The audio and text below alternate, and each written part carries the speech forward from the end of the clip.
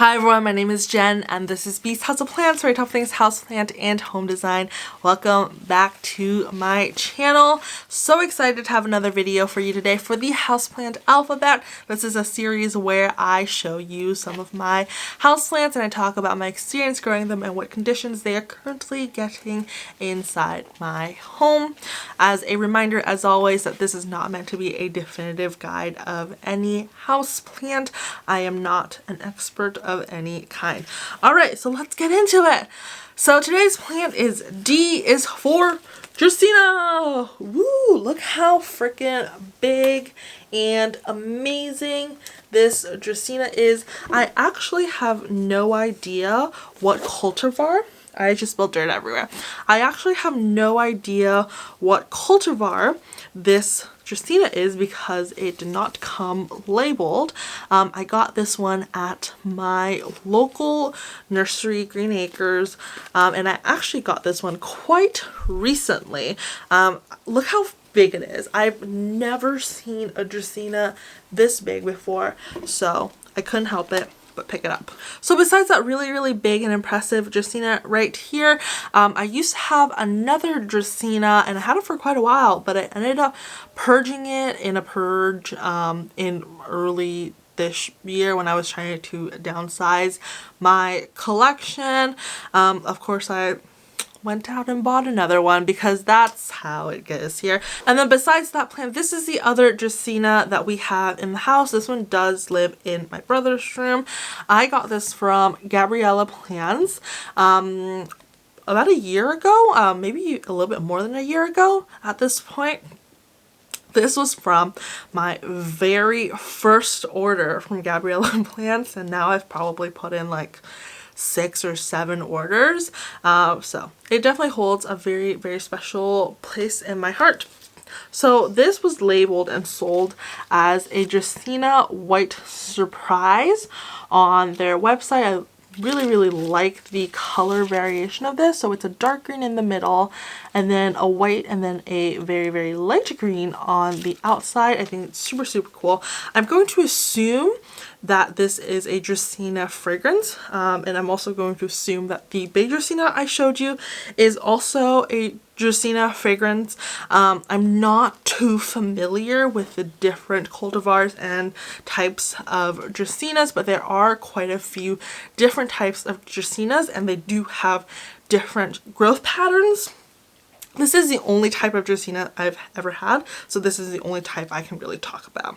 Okay, so I do consider this plant to be a very easy house plant.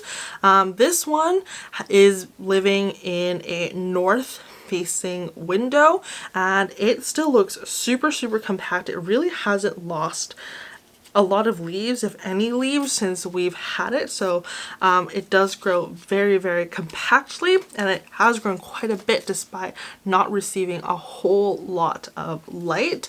I'm still trying to figure out where I want to put the big Dracaena that I bought, but it is currently being grown under my Sansi grow bulb right now in my bedroom. However, I think this will be moved downstairs because we don't really have a lot of plants downstairs, and since this one has been grown so well in a low light situation, I think I am going to put this downstairs in the entryway area because there's a lot of windows there, but they're all north facing windows. So I think this one's going to be moved down there. As with most plants, I would expect this plant to grow even faster if it got, you know, a brighter light condition, but it does seem to be growing just fine in, you know, kind of medium-ish light. Watering.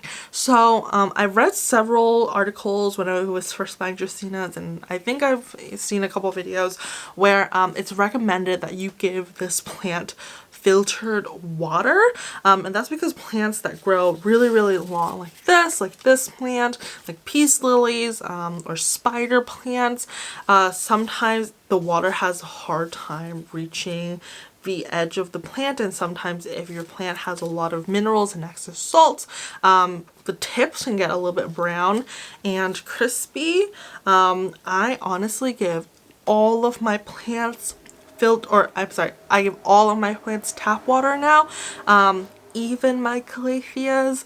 I used to give my calatheas filtered water, but everything just gets tap water now. So far, not seeing a big issue with that, especially like with this plant. It doesn't really have like a lot of brown tips or anything like that. But I'm also not a perfectionist about brown edging like you would have seen in yesterday's video with my Calathea orbifolia. So yeah, this gets tap water and it looks just fine. This one is currently still potted into the mix that Gabriella Plants uses. I have not repotted this. I did check. I did pull it out and check, and it's not incredibly root bound or anything like that. So I will just likely leave it in this mixture and repot it in the springtime to a slightly bigger pot. So the mixture that Gabriella Plant uses looks to be almost entirely peat moss.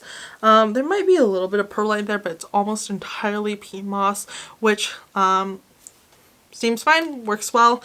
I don't think this plant is too picky about the soil composition that you give it. I've also obviously haven't repotted the big one yet because it's new. That one does look to be in a slightly airier mix than this one. It does look to be you know, more like 40% perlite and 60% peat moss, which is probably better because I am an overwaterer, as you all know. So yeah, not that picky about it. Okay, so in terms of fertilizing, I do not think that these plants are very heavy feeders at all. They really don't need a lot of fertilizers. For this specific plant, I think I've only ever fertilized it once because it's not in my plant room with the majority of my plants, so I don't see it, so I don't really fertilize it. But in general, I don't think that they are very heavy feeders. In fact, if you fertilize them too much, they definitely can get, you know, more brown tips. So yeah, my whole philosophy with fertilizing is that I fertilize quite consistently, but in a very low dosage. And that's because in my house, the majority of my plants, if they have been repotted, are being repotted into a sterile medium, either coco coir or LECA. So both those mediums are sterile mediums, so they don't have any natural nutrients in it. So if a plant is actively growing, I will fertilize it. Now that it is no longer the active growing season, it's getting a little bit colder, I'm switching back to using fish fertilizer for my house plants, the ones that are in soil. But yeah, during the active growing season, I did temporarily switch to using a synthetic fertilizer, and it was good. I liked it. So yeah. Okay, so I've never propagated this plant, but from my understanding, it can be done via stem propagation. You do need a bit of the stem and not just a leaf. It cannot be propagated from just a leaf, but you do need some stem.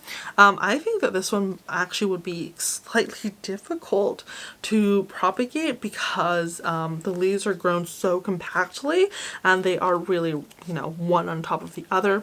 So if I were to propagate, I would likely have to sacrifice quite a few leaves. But yeah, so if you wanted to fertilize, or I'm sorry, if you wanted to propagate, that's how you would propagate it. Okay, so I think that is all I have for you today. Thank you so much for watching this video. If you like it, please give me a thumbs up and subscribe, and I'll talk to you soon. Bye!